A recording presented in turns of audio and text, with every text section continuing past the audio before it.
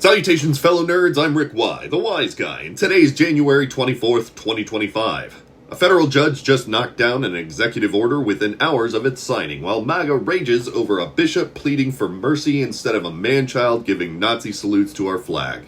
Simultaneously, immigration raids have begun and deportations have commenced. And whoo, I've got some opinions to share on that, so if you dig news, history, or humorous American hogwash, drop a blue heart in those comments for me. Citispell, take your shoes off. First, I want to address something. Yesterday, I posted about taking a mental health day. I want to assure everyone that I am perfectly fine. But, like hydration, sometimes it's best to maintain rather than to wait until you're parched before you choose to do something about it. So I had some time to just sit back and take in some of the new world that we happen to be living in while realizing that the brainwashing is so fully ingrained that even some of my own friends are finding it quite difficult to agree that they saw things that the rest of us most certainly saw. It involves that little Roman salute to our beloved stars and stripes, and that was a bridge too far for myself. Yet many seem to be excusing it or discrediting its gravity with false equivalencies like pictures of Democrats in the middle of waving. This is a visual straw man, and if I may quote George Orwell's 1984, the party told you to reject the evidence of your eyes and ears. It was their final, most essential command. I also highly suggest Animal Farm. Boxer. Never forget. If you're into audiobooks, I actually think Andrew Garfield narrates a version of 1984, but you'd have to double check that on me. Just know that it was a Nazi salute. Both times. He's a far-right nationalist supporter here and for Germany and is still very partial to apartheid Africa. From being a paid subscriber to a racist outlet from South Africa to regularly boosting white supremacist ideals on his platforms, it was a Nazi salute, okay? And I get it. You thought he was cool. You thought he was going to be the next Tony Stark with his cars and rockets and shit. But he didn't make those. You're still allowed to dig those while recognizing that Elon Musk is very much a white supremacist. These are not mutually exclusive. And when you accept it, you can finally move on and be at peace. Just remember that the more Nazi groups who come out thanking him for that, and the Holocaust historians and Nazi historians who also come out to agree, the more you end up being someone who is actively sympathizing with Nazis. Just remember, Nazis weren't the only problem in Germany. It was also the people around them who let it happen, who excused the behaviors that they knew would have been wrong in any other time or circumstance. We have too much that we can see, and we have too much to compare it to. Admittedly, something that they actually did not. Don't put yourself in a position to have to look back and explain why you were being a Nazi sympathizer one day, especially in a society actively telling and showing you that you are. It's not a good look. What was funny is during this time of nitpicking the intricacies of what we all very clearly saw, those same people were quick to immediately criticize a Christian bishop for pleading to Trump for mercy for the fearful minorities and giving voices to those who have none, wherein he responded by demanding that she apologize. For what, I don't know. The guy says he has nothing to ask for forgiveness about in all of his years, but demands apologies from everyone for everything. He worships himself, and so do his followers. As I've already mentioned previously, it is the starkest example of blasphemy that I have ever seen in my life. And evangelicals just lap it up.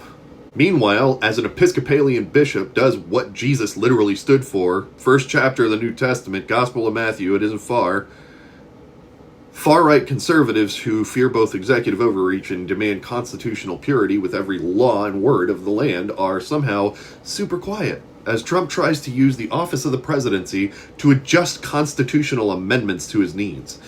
At the same time, we have Republicans also trying to vote on bills that will allow for Trump to have a third term in office. How much clearer does the capitulation for an authoritarian cult of personality, bent on destroying the fabric of our modern way of life, need to be for you to stop comparing them to the Democrats and start contrasting them against decency and values? There has been a game that they've convinced their followers into playing when it comes to this, and it allows them to get away with murder. This, yeah, well, what about the Democrats? Nobody in our history book has done anything like this shit before, okay? Cut the crap. We get it. You're all very clever and can play the devil's advocate like a fiddle. But the time for that is not now. We are experiencing the very things that you told us to fear for decades, and you're still playing the politics gamesmanship. We have officially gone from a theory to a practical application, and you're dropping the ball. We're all depending on you to try and start getting it together, guys. The only real teams in this country are wealthy donor elites and American proletariat, and we are failing.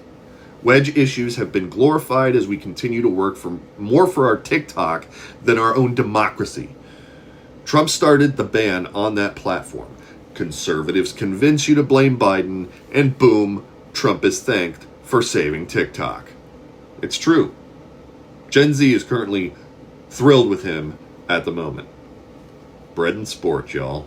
This is probably a way to deflect and detract from their actions that are currently going down, because warrantless raids across the nation have already commenced. From towns in the northeast to the southwest, ICE has been using drastic measures to enforce their laws.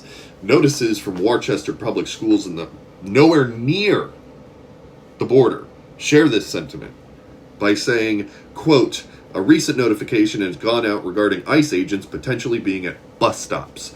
If you are aware of any agents being at a stop, do not let any student off the bus and contact the transportation office immediately." Days into his presidency, and he's already allowed for a government law enforcement entity to begin targeting children.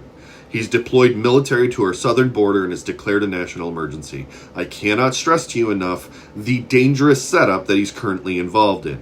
Here's what he has done already. 1. Declared emergency at the border and deployed national military forces. 2. Declared Mexican drug cartels as terrorists. 3. Federally defined immigrants as illegal aliens. And here's where I see that as his setup, or his backswing, if you will, but the rest is my assumptions as to why and what's next. Don't quote me. I'm only reading tea leaves and speculating. 4, he will declare that the border crisis is so out of control, probably blame the Democrats for that as well, and that for the sake of national security, he will need to impose the Insurrection Act of 1807 and or the Alien Enemies Act of 1798. The issue therein is that the latter is dependent upon us being directly engaged in war, but that's kind of what worries me, because he could then, 5, declare war on the terrorist cartels in Mexico and use that as a means to justify military strikes and increase executive powers unseen since the Japanese internment. This will give him broad, sweeping executive authority that would almost allow him to completely bypass a legislature and use the military as a means to that end. Keep in mind, I'm no expert on the matter, but I also don't feel like there's a lot of room for conspiracy given how much he's already accomplished. He's also placed into law large parts of the Project 2025, and he's already begun to consolidate power and remove those who are not sufficiently loyal to him. There is a runway being cleared for atrocities, and it's something I have my eye on. Hopefully I am wrong and it doesn't come to pass. Either way, I thank y'all for hanging in there with me. Y'all come back now. You hear?